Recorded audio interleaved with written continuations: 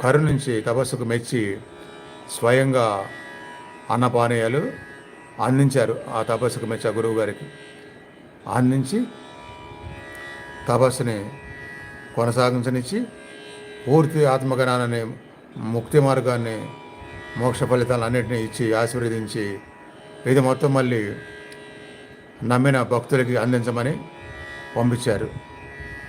అలా 10 సంవత్సరాల తపస్సు తర్వాత వచ్చి మొదటిసారిగా మా ఊరిలో ఆశ్రమం పెట్టారు నా చిన్నప్పుడు. దీని గురించి నేను అప్పుడప్పుడు చెప్పాను కదా, మళ్ళీ ఇప్పుడు ఎందుకు చెప్తున్నాను, కరెక్ట్గా ఆయన నోటి నుంచి వచ్చింది ఇప్పుడు ఆ మాట. అంతమంది రాలేదు, ఇప్పుడే వచ్చింది. కొత్త వాళ్ళు కూడా వస్తారు కదా, తెలుసుకుంటారు. అది ఇక్కడ నామం అది వచ్చింది కాబట్టి దానికి తగ్గ సందర్భాన్ని ప్రస్తావించారన్నమాట. ఓం శుద్ధ మాతరే నమః. తల్లి మాదిరిగా సిద్ధులను పోషిస్తుంది. ఇది స్వామీజీ విషయంలో జరిగింది. అంటే ఏ స్వామీజీ? మా గురువు గారు మహాదేవానంద సరస్వతి విషయంలో జరిగింది అది. సాక్షాత్తు అన్నపూర్ణాదేవి ఆహార పానీయాలు అందించి తానే స్వయంగా తినిపించింది. ఎందుకనగా సర్వాన్ని దాటిన స్థితిలో, ఆ పరాత్పర్యంలో, ఏకత్వంలో, హృదయంలో కూర్చున్న స్థితిలో ఆహార పానీయాలు నిర్లక్ష్యం చేస్తారని ఆ సమయంలో ఆమె ఆ విధంగా చేస్తుంది. సంపూర్ణ స్వాతంత్రము చూడాలి అంటే ఒక్క ముక్త స్థితిలోనే చూడగలుగుతావు. రాజైనా, విశ్వానికి రాణి అయినా పూర్ణ స్వరాజ్యం ఎక్కడా లేదు. సిద్ధులకు మాతృ స్వరూపిణి కాబట్టి ఆమె సిద్ధమాత్రే అయింది. 475. ఓం యశస్విన్యై నమః.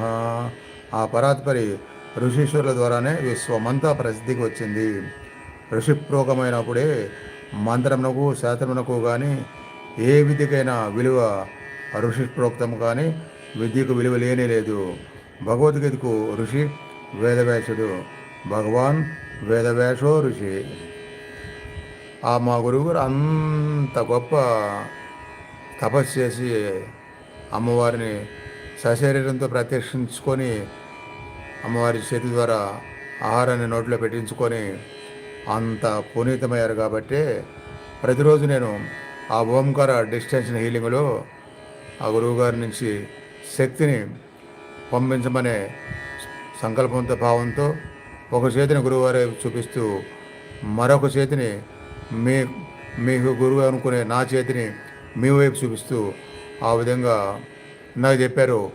మీడియా ద్వారా తెలుస్తుంది మాకు అని చెప్పి అట్లా అలాంటి పదము, అలాంటి ఈ చేతి యొక్క మీడియా ద్వారా గురువుగారి యొక్క అనుగ్రహ సంకల్పం ద్వారా నాలోకి, నా నుంచి మీలోకి ఆ శక్తి, ఆ బ్లెస్సింగ్స్ రావాలనే కార్యక్రమమే ప్రతిరోజు చేస్తున్న ఓంకార డిస్టెన్స్ హీలింగ్ శక్తి పదము.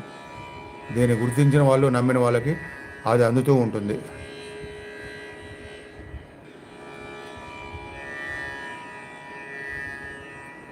రామాయణం వాల్మీకి ఋషిప్రోక్తము, భాగవతము వేదవ్యాస ఋషిప్రోక్తము, పురుష సూక్తానికి నారాయణ ఋషి, 4 వేదములు అన్నిటికంటే ముఖ్యమైన సూక్తం పురుష సూక్తం.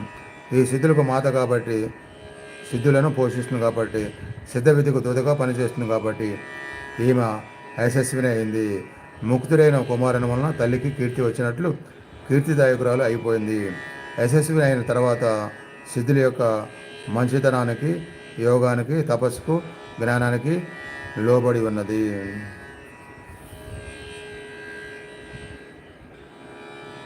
476.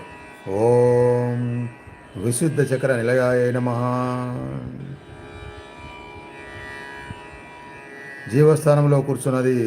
జీవితాన్ని అంకితం చేసి కొన్న ముక్తుడైనటువంటి తన కుమారుని విడిచి ఉండలేనని మన స్వామీజీ జీవస్థానమైనటువంటి కంఠస్థానంలో విశుద్ధి చక్రంలో ఆ పరాత్పరి నిలబడిపోయింది. మన గురుదేవులు ఎంతటి మహనీయులు మీరు తెలుసుకోలేకుండా ఉన్నారు. అంటే ఆ లలితామ్మవారు గురువుగారికి విశుద్ధి చక్రంలో స్థిరమయ్యారట. అందుకే ఆ వాక్శుద్ధి